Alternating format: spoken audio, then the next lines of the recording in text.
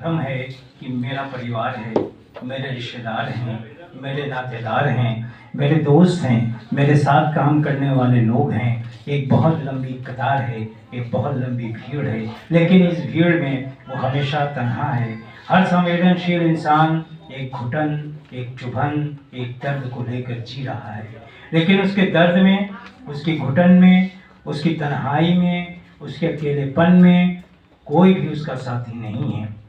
एक लेखक इस दर्द को बहुत ही शिद्दत से महसूस करता है, तभी तो वो दूसरों के दुख और दर्द को अपने कलम के ज़रिए से बयान कर पाता है।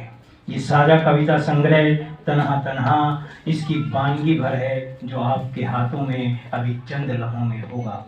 जिंदगी में हर किसी के खालीपन होता है, अनेक प्रकार के उतार चढ़ाव हर पल महसूस होते रहते हैं। जिंदगी में हर किसी के खालीपन होता है, हर इंसान के सीने में एक दर्द है, एक कहानी है जिसे वो बयान करना चाहता है। वो किसी के दुख दर्द को सुने, महसूस करे और उसे दिलासा दे सके। चारों तरफ एक अंधेरा ही अंधेरा है।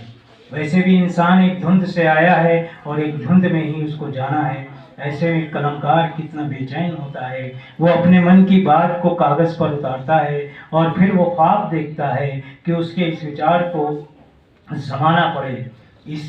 इसी राह को आसान करने के लिए मैंने ये कदम उठाया, जिसमें मुझे बहुत सारे कलमकार मिले और उन्होंने इस राह में मेरे साथ कदम से कदम मिलाकर चलने की ख्वाहिश जाहिर की और मेरी चाहत को पूरा किया, जिनकी वजह से ये राह आसान हो गई और उस राह को नाम मिला तन्हा तन्हा।